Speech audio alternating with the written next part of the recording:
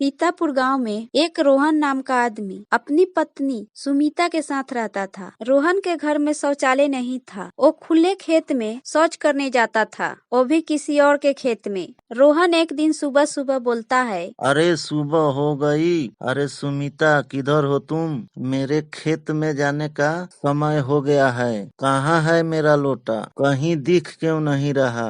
अरे सुमिता, किधर हो? सुमिता रोहन की आवाज सुनकर गुस्से में पास आती है। अरे क्या हुआ जी? काहे सुबह सुबह चिल्ला रहे हैं? मुझे हजारों काम रहता है, तुम्हारे पास तो बस एक ही काम है, वो भी हल्का होना, वो भी बड़ी दूर जाना है। तुम सुबह सुबह क्यों बहस कर रही हो? है तो पता है कि सालों से यही मेरी आदत है। मुझे सिर्फ खेतों में जाना है। तुम बस ढूंढ कर लौटा दो। मेरा टाइम वेस्ट मत करो। सुमिता मुंह बना लेती है और रोहन को लोटा ढूंढ कर दे देती है। ये लो और मुझे परेशान करना बंद करो और जाओ, हल्का होने जाओ। रोहन लोटा लेकर खेतों की तरफ चल देता है। खेत में जाकर रोहन अपने मन पसंद जगह पर बैठ जाता है। जैसे ही वो हल्का होकर उठता है, उसे कुछ दूरी पर एक लड़की खड़ी दिखाई देती है। लगता है कि कोई लड़की है। खैर छोड़ो, मुझे क्या, मैं चलता हूँ घर। तभी रोहन देखता है कि वो लड़की उसी के पास आकर खड़ी हो जाती है। तब जाके रोहन को दिखाई देती है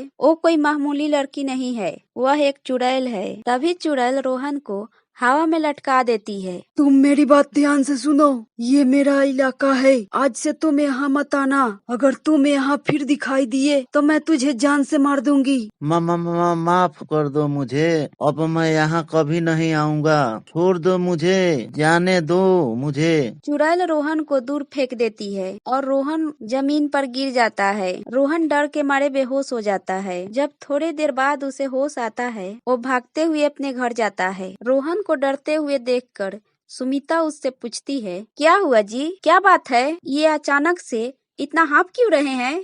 हल्का होकर इतना हाँफ रहे हैं या भूत देख लिया रास्ते में? अरे भूत नहीं, चुड़ैल देखा। क्या? अरे हाँ, सचमुच का चुड़ैल देखा। आज खेत में हल्का होने के बाद हमने चुड़ैल देखा। हाय राम, फिर क्या हुआ जी? फिर वो चुड़ैल ने हमें हवा में लटका दिया और दूर पटक दिया, और ये भी कहा, अगर तू दोबारा दिखा मैं तुझे जान से मार दूंगी। हे भगवान, ऐसा भी कहा? फिर तो आप वहाँ दोबारा मत जाना। अच्छा हुआ जो उसने छोड़ दिया। पर रोहन इतना कहकर कोई गहरी सोच में पड़ जाता है। वो अगले 1-2 दिन तो खेत नहीं जाता, लेकिन तीसरे दिन वो सोचने लगता है, अरे भाई, ऐसे तो काम नहीं चलेगा। आज हमारे घर में शौचालय होते तो खेत में नहीं जाना पड़ता। कुछ तो करना पड़ेगा। एक काम करता हूँ, कल चुपके से जाकर देखूंगा। क्या पता वहाँ से चुड़ैल चली गई हो। रोहन यही सोचकर वो सो जाता है। लेकिन सुबह सुबह उठकर वो खेत जाने के लिए तैयार हो जाता है। अरे कहाँ चल दिए सुबह सुबह लोटा लेकर? याद नहीं क्या कहा था उस चुड़ैल ने? भूल गए उसकी मार? अरे तू चुप कर। सुबह सुबह तू टोक मत, वरना काम सही नहीं होगा। रोहन बिना सुमिता के पूरी बात सुने खेत की तरफ चल देता है और सुमिता बस पीछे से चिल्लाती रह जाती है। खेत में पहुंचते ही रोहन इधर उधर देखने लगता है कि कहीं चुड़ैल तो नहीं। लगता है जैसे मैंने सोचा था वैसे ही हुआ है। वो चुड़ैल चली गई है। चलो मैं अब हल्का हो लेता हूँ। 3 दिन बाद ये सुनहरा मौका मिला है। रोहन वहीं खेत में बैठ जाता है और हल्का हो लेता है। लेकिन जैसे वो उठता है, उसी समय चुड़ैल खेत में आ जाती है। तुम्हारी इतनी हिम्मत, तू फिर से मेरे खेत में आ गया और यहाँ आकर हल्का हुआ।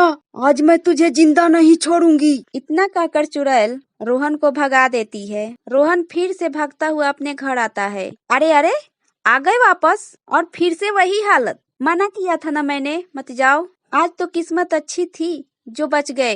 अरे चुप करो तुम।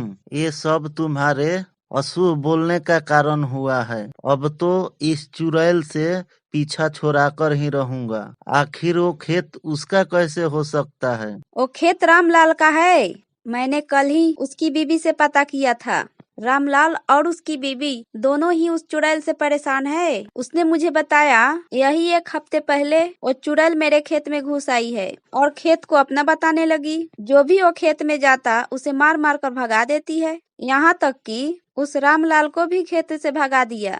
मैं इस चुड़ैल का कुछ करके ही रहूंगा। जा रहा हूँ रामलाल का घर। मैं अब और नहीं सहने वाला। इतना कहकर रोहन आगे आगे चल देता है। सुमिता पीछे से चिल्लाते रह जाती है, अरे लेकिन तुम मुझसे कहोगे क्या? रोहन रामलाल की घर पहुंच जाता है और उससे कहता है, अरे रामलाल, मैं हूँ रोहन, हमको पहचाना नहीं? अरे नहीं नहीं, ऐसा बात नहीं है। अरे रोहन भाई, आपके बारे में हम बहुत सुने हैं, कैसे आना हुआ? अरे भैया, मैंने सुमिता से सुना कि कोई तुम्हारे खेत में चुड़ैल आ गई है। अरे हाँ भाई, उस चुड़ैल से हम बहुत परेशान हैं। अरे हाँ, हम भी परेशान हैं। अरे तुम कैसे परेशान हो रोहन जी? अरे रामलाल भैया, एक गांव में रहते हैं तो हम लोग दोनों भाई तो दोस्ते हुए। आप परेशान हैं तो हम भी परेशान हैं। पर भैया, अब करना क्या है? कोई उपाय है क्या?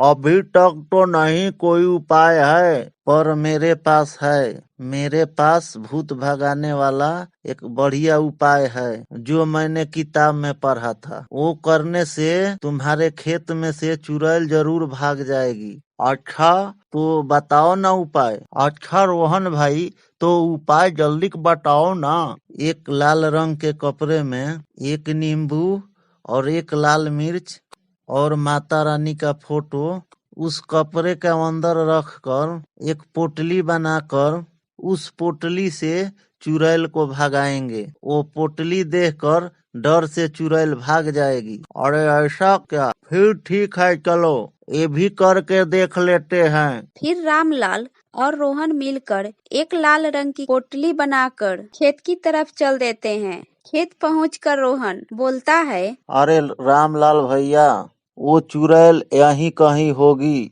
उसे ढूंढते हैं और उसे ढूंढ कर भगाते हैं। अरे रोहन भैया, मैं तुम्हारा ये एहसान कभी नहीं भूलूंगा। तुम मेरा खेत बचाने के लिए इतना कुछ कर रहे हो। अरे भैया, ये क्या कह रहे हो? ये तो मेरा फर्ज है। चलो चलो, अंदर चल के चुड़ैल को ढूंढते हैं। दोनों लोग खेत में घुस जाते हैं और चुड़ैल को ढूंढने लगते हैं। तभी उन्हें चुड़ैल दिखाई देती है। अरे वो रही चुड़ैल, जाओ और चुड़ैल को अच्छा सबक सिखा दो। रामलाल रोहन की बात सुनकर पोटली लेकर चुड़ैल की तरफ जाने लगता है और चुड़ैल उसे देख लेती है। क्यों रे रामलाल, मैंने तुझसे कहा था ना कि ये अब से मेरा खेत है, तो फिर तुम यहाँ क्यों आया? चल निकल जा यहाँ से और भूल जा इस खेत को हमेशा के लिए। तभी रामलाल चुड़ैल के पास पहुँचता है और लाल कपड़े वाली पोटली उस चुड़ैल के पास फेंक देता है। हैरानी की बात तो ये थी कि सच में वो पोटली अपना जादू दिखाना शुरू कर देती है और सच में उस चुड़ैल को कुछ होने लगता है और वो चिल्लाने लगती है, अरे अरे, ये क्या है? बचाओ मुझे, ये क्या है? हाय हाय, कितना दर्द हो रहा है। कैसा पोटली है ये? हटाओ यहाँ से। रामलाल चुड़ैल को दौड़ा दौड़ा कर खेत से निकाल